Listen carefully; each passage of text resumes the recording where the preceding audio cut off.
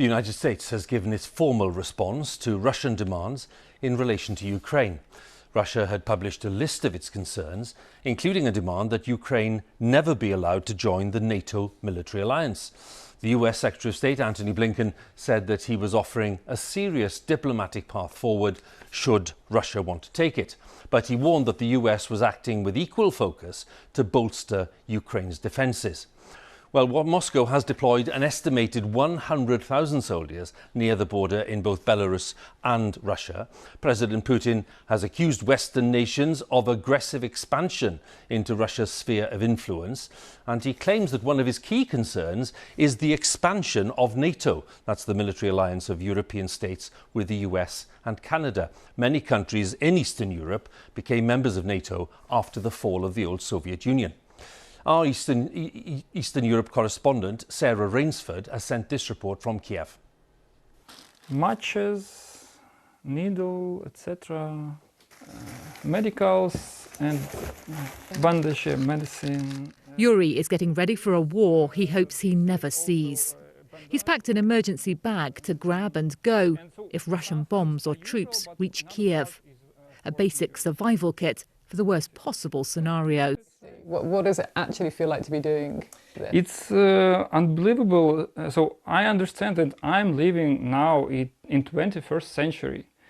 I'm amazed that I should do this, that I should pack this bag, but this is what I have to do to keep my family safe. Yuri thinks a major escalation in Ukraine's 8-year-long war with Russia is unlikely. He just feels better being prepared for it. Today, the US government strongly advised its citizens to leave Ukraine. The government here calls warnings of a major new incursion by Russia alarmist, but it's not ignoring the tens of thousands of troops deployed near its border.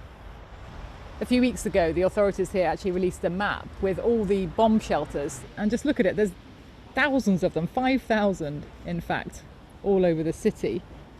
Marking a map, though, is the easy bit. The door's locked. And this is one of the official bomb shelters, supposedly. So either nobody here is expecting war to break out any minute now, or they're just not very well prepared for it. The metro might be a safer bet deep below ground. If the air raid siren sounds, people will have 20 minutes to get down here. There's so much talk now outside Ukraine about the possibility of the conflict escalating, of an imminent Russian invasion. And it's quite weird being here inside Kiev itself and realising that people are just going about their ordinary lives. There's no sense of panic here at all. Do you think it's possible that the conflict could actually reach Kiev? I don't know. I don't have any information about it. So I'm just living my best life right now and hoping that everything will be okay.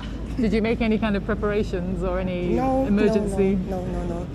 So as Western governments wrestle with Moscow's ultimatums and demands, Ukrainians, for now, are getting on with a life they've long lived in the shadow of Russian threats and aggression.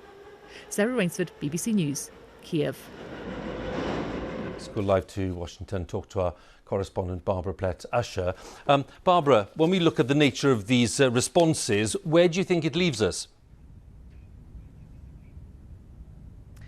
Well, it's a good question. I mean, basically what it is these written responses are something for which Russia has been waiting. So they're essentially a test to see if diplomacy will work. The Secretary of State, Antony Blinken, he said there weren't any surprises. The Americans are still rejecting Russia's main demands, that NATO prevent Ukraine from joining, that it roll back its presence in Eastern Europe. But in the paper, the Americans spell out where they think they can work with Russian security concerns. This involves missile deployments, military exercises. And NATO sent a separate document to Russia as well, making similar offers. Of course, the issue is that this falls far short of what the Russians want. And the Kremlin has actually warned that there would be retaliatory measures if its demands are rejected. But first, there are going to be talks. So these papers, the delivery of this paper, sets up now a meeting between the U.S. Secretary of State and the Russian foreign ministers. So it keeps a diplomatic channel open, but it's not at all clear where that channel is going to lead. Barbara, many thanks again. Barbara Plett-Usher, correspondent there at the State Department in Washington.